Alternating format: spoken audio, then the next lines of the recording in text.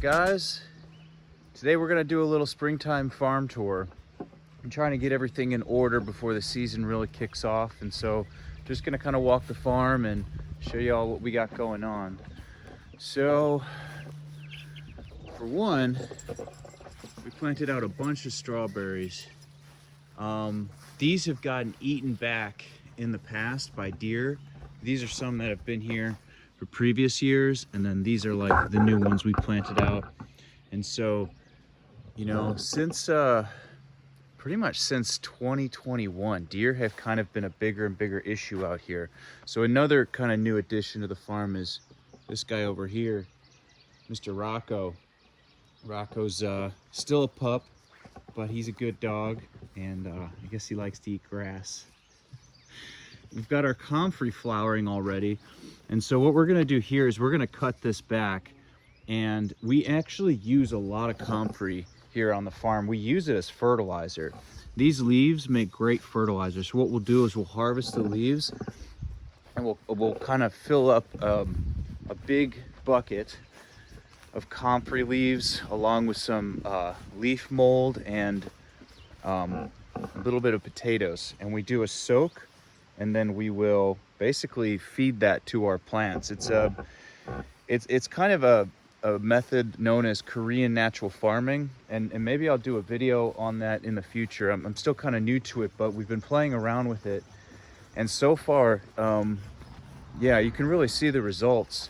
You know, everything just, you know, the day after you feed your plants is just so much more vibrant. Over here we've got some chickens,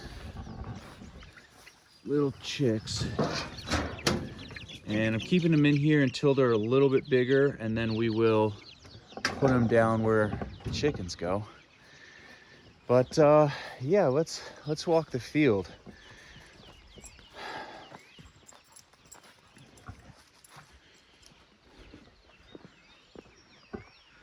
So right now, in these first two tunnels, tunnel 1 and tunnel 6 over here, this is all chamomile.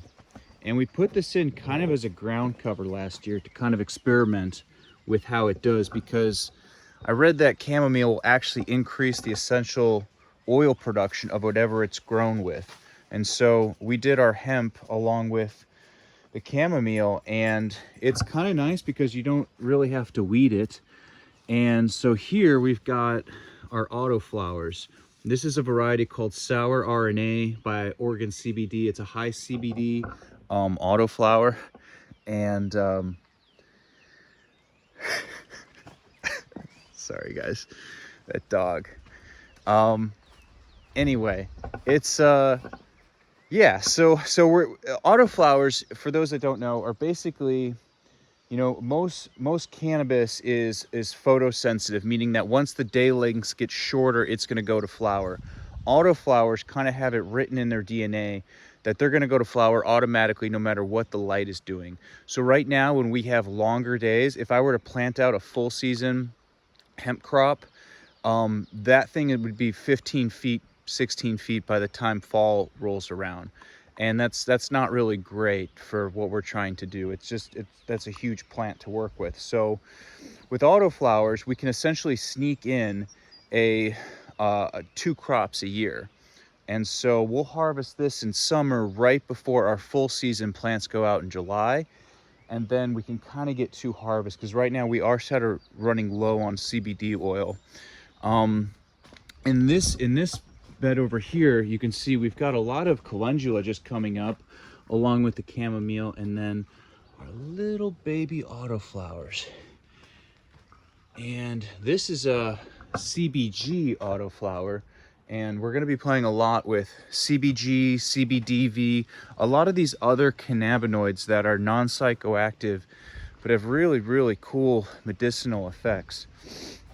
So we're going to be releasing a new line of tincture hopefully within the next month, and it's going to be, I mean, I don't think I've ever been more excited for any product we've ever released. We're going to have an energize one, a sleep one, one for pain, one for relaxation, and one for focus.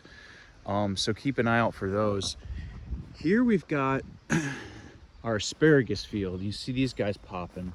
Now, The thing I've always had in the past is this gets super weedy because you can't really do asparagus on a landscape fabric like this because of how it grows. And so it was always hard to keep it weeded. So I just sowed a bunch of crimson clover. It's this beautiful clover right here. It's great for beneficials, and it actually acts as a great ground cover. So about a week ago, I came in here and just weed whacked. And as soon as I weed whacked, all the asparagus started popping up. And so you've got this nice kind of carpet of clover, and then you can just come through and harvest your asparagus. Let's see. This tunnel in here, we have yet to really work. You can see we still got our tomato strings up from last year.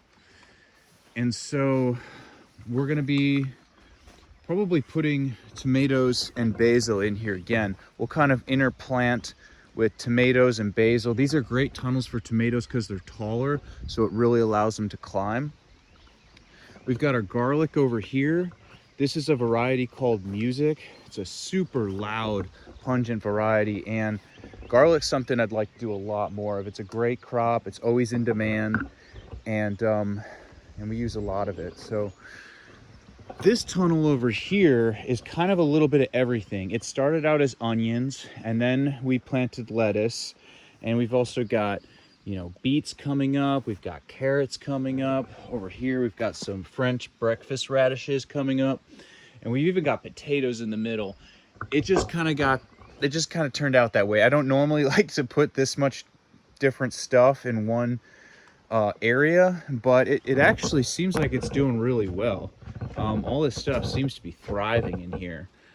Another thing we did that was kind of a big project is we replasticed all these tunnels. So this is like a 4 or 5 year polyethylene plastic. And after a while, it starts to lose its ability to transmit light.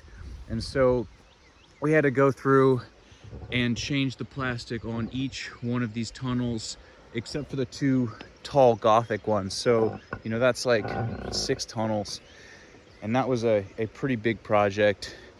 Right here, we've got actually a patch of echinacea. You can see the crimson clover coming up. But if we go a little deeper in here, we've got echinacea leaves popping. And so the plan with that is we're just gonna let that grow. It's great for beneficials, it's beautiful, and then we actually have a buyer lined up in the fall to buy the fresh roots. So we'll be digging those roots in the fall. I don't know what the heck's coming down the road. Oh, he's cutting. And you see a guy in the tractor back there. They're cutting the road. Nothing in this tunnel. We're gonna probably put salad mix here. And then after that, we'll rotate to hemp. Down here, we got cucumbers going. These little guys, just planted them out. And so doing cucumbers on plastic is great because it lets them kind of just spiral, and it also keeps the fruits from rotting. You know, if they get on soil, they tend to rot. So keeping on plastic kind of keeps them clean. Here we got our loose leaf salad mix going off. This has probably 1 more week to it, and then it's going to be ready for harvest. So we're trying to line up some buyers right now for that. So you got to understand, we kind of, you know, we started as a vegetable farm in 2016 and took on hemp in 2019, and have been kind of doing both since then. But, you know, hemp's proven to be more lucrative, so we've gone more and more in that direction. But, you know, this year we're really starting to get back to food. We're still going to do hemp. We're still going to, you know, grow a bunch of different, you know, we're still going to keep that going, but for basically all of this is going to be all vegetables. So all of our hemp's grown in our high tunnels because I'm in Western North Carolina here. It gets very wet and you got to keep the buds dry. But out here, it's perfect for vegetables. So we've got, we'll be planting out brassicas in these 2 beds today. We've got potatoes here where the straw is. Finishing up the dog fence so I can keep this guy out because, you know, he just wants to be everywhere I am. We're going to be transplanting a lot of that chamomile here. This is kind of a special spot on the farm. So last year good buddy and probably my best friend down here, Ryan, was come and help me out on the farm. And we started digging in this field, and this field was just like, this has always been a wet spot right here. And we start digging, and he's just kind of like, you know, it kind of seems like there wants to be a pond here. And I just said, yeah, you know, it kind of does seem that way. So we just started, you know, kind of on the spot, just dug this hole, and it just became a pond. And so now you've got, it's, you know, if you see here, you've got all these little tadpoles. So you've got this spot now for frogs to lay their eggs, and it's just tadpole city. And you know, frogs are great. They're great for the environment. They're great for the ecosystem on the farm. And so, yeah, we're gonna be we've got wildflowers going up here. We're gonna be transplanting kind of like a chamomile carpet along here to just keep it nice and neat. And yeah, he was a good buddy of mine. Tragically, he passed away maybe a few weeks after we dug this pond, and I kind of finished it up by myself, and I had to put a drain pipe in there, and then I had this pipe running, and I kind of said, well, you know, it looks like there wants to be a cross here. So yeah, this is kind of a special spot on the farm. And over here, we've never worked these beds before, so we're just adding a bunch of compost. You can see the ryegrass coming up, and the plan here is we're going to tarp it come, like, maybe after this stuff really starts to germinate. We're going to get all the weeds to come up, and then we'll pull that tarp over there and we'll tarp it, and that'll kill all the weeds, and it'll give us a nice clean bed to plant into. And then when it's time, you know, as we need it, we'll start pulling the tarp back on these beds and planting it, and that way you really don't have to deal with a bunch of weeds. Let's see, what else? We got some chickens in here. We got 3 birds, bigger birds in there. The little chickens will join them in this kind of chicken run. And we've got some rabbits over here in the barn. Other than that, I think that's about it. Oh, we do have sunchokes. So we planted out a bunch of sunchokes here. And so if you guys don't know, Jerusalem artichokes are a very cool crop. They just grow. You won't have to really do anything for them. This is the most I've ever done for them. And they just, you know, they just basically get 10 to 12 feet tall. They look really pretty. And then in the fall, you can pull them up, and there's like a tuber root, almost like a potato or something, right? And you can emulsion blend it, make, you know, sunchoke soup. And that's kind of the plan with these. We're going to be making a lot of soup this year, and we're going to be trying to grow a lot of food, because I have a feeling food's going to be really important. So we just basically have them all along the road. Like I said, they'll get about 12 feet tall and provide kind of a nice little you know, privacy hedge. We've also got a bunch of sunflowers planted out here for my buddy Ryan's memorial, which will be in June. And so that's about it. Anyway, I'm gonna try to do one of these kind of walk and talk farm tours, maybe for every season. So this can be the springtime one.